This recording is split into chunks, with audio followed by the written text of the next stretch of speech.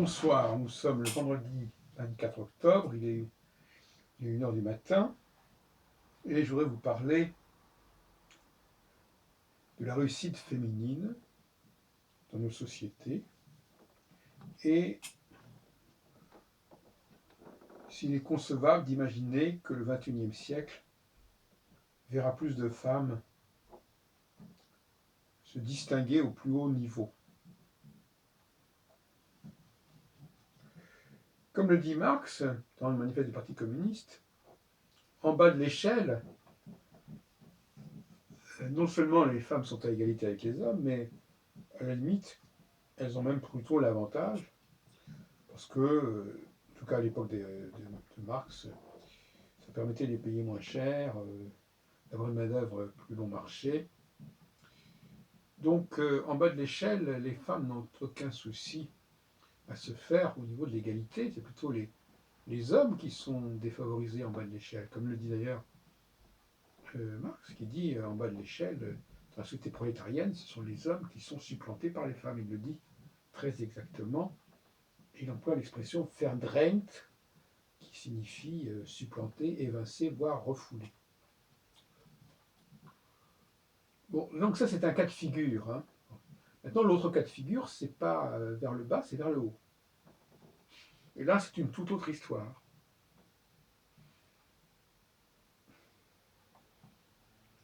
Moins la machine a son mot à dire, moins la machine est capable de relayer l'homme, et moins les femmes ont de chances de se faire reconnaître dans leurs compétences, quelles qu'elles soient.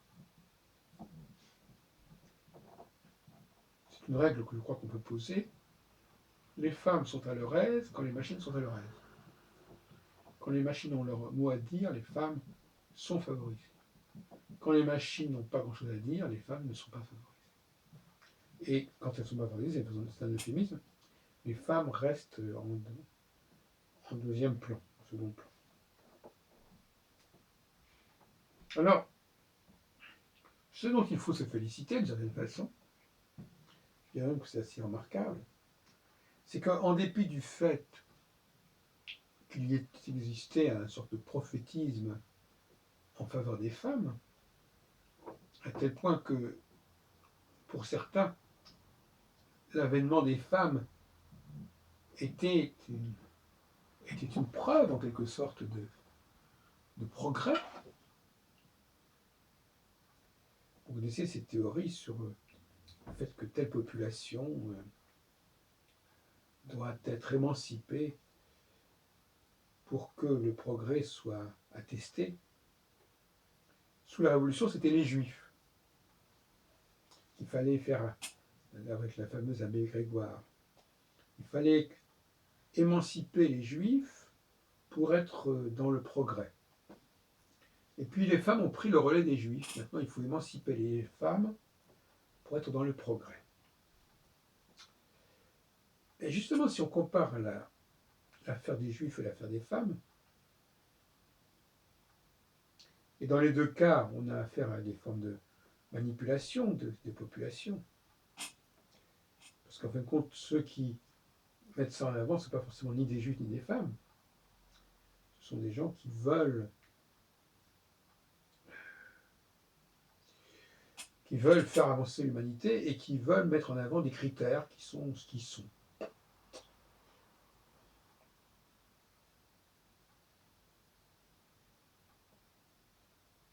Et on sait jusqu'où ça a mené justement ce prophétisme philosémite, pas forcément juif d'ailleurs. Tout comme il y a un prophétisme phylogénique, qui n'est pas forcément celui des femmes. Donc nous avons là des populations qui sont... Alors c'est paradoxal parce que dans le cas de Hitler, par exemple, on pourrait dire que c'est presque l'inverse. Faisons disparaître les juifs et ça sera un grand progrès pour l'humanité.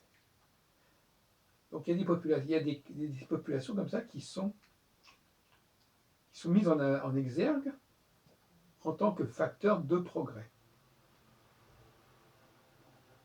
Alors ce dont on peut s'étonner, c'est que en dépit de cette espèce de prophétisme phylogénique, il faudrait plutôt dire, avec un Y, eh bien, les femmes n'ont pas eu une réussite extraordinaire au plus haut niveau. Alors elles répondront, bah oui, les préjugés anti-femmes ont perduré. Moi, je ne pense pas que ce soit ça du tout. Je pense que tout simplement, il s'agissait là de chimères, tout simplement. De chimères, et d'autant plus qu'au fond, on aurait très bien pu fabriquer des réussites féminines. Ça se réussit, ça se fabrique des réussites, vous savez, jusqu'à un certain point. C'est ce qu'on appelle la discrimination positive, ça existe. Et bien malgré cette tentation de la discrimination positive, finalement, il n'y a pas eu beaucoup d'effets dans ce sens. C'est rarissime finalement. Les grands de ce monde sur le plan scientifique, technologique, littéraire, artistique et politique sont, malgré tout dans l'ensemble, je dirais à 95% des hommes. Et je ne pense pas que ce soit voué à changer. En tout cas, ce ne serait pas forcément souhaitable. Il nous intéresse de comparer justement les juifs et les femmes parce que, quelque part, les juifs, qui sont évidemment une infime minorité de la population mondiale, alors que les femmes constituent la moitié, grosso modo, donc ça n'a rien à voir, rien à voir. Actuellement, il y a peut-être, je ne sais pas moi, 15 millions de juifs dans le monde, sur une population de 6 milliards, je ne sais pas si vous voyez ce que ça veut dire. Eh bien, force est de constater que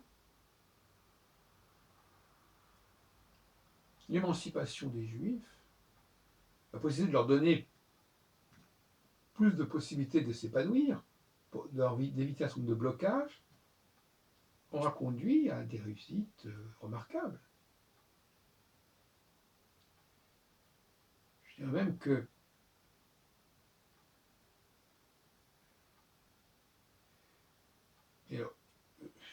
dirais même que s'il y avait autant de réussite chez les femmes que chez les juifs, ce serait déjà un progrès considérable. Donc, on voit bien que même lorsque l'on facilite les choses aux femmes, lorsque l'on croit dans les femmes, lorsqu'on croit que les femmes sont l'avenir, eh bien, il ne se passe rien d'intéressant. Il se passe des choses en bas de l'échelle, mais pas en haut de l'échelle.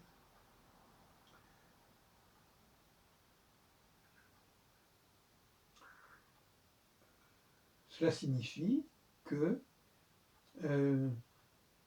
les femmes, en fin de compte, n'existent véritablement, socialement, qu'en tant que collectivité, et non pas en tant qu'individu. Ce qui explique d'ailleurs pourquoi, paradoxalement, elles sont très souvent en quête de « qui suis-je » parce que justement, elles n'ont pas d'identité individuelle marquée.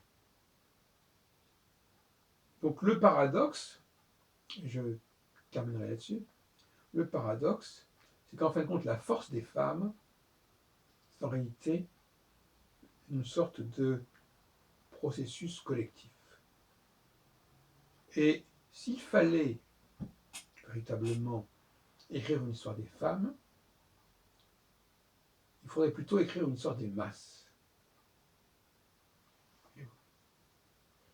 On pourrait dire que l'histoire des individualités fortes serait celle des hommes, et l'histoire des masses, des foules, serait celle des femmes. Et là, en effet, on pourrait enfin écrire une histoire des femmes qui tiennent debout. Mais écrire une histoire des femmes à la façon d'une histoire des hommes, c'est absurde. Ça ne marche pas. En revanche,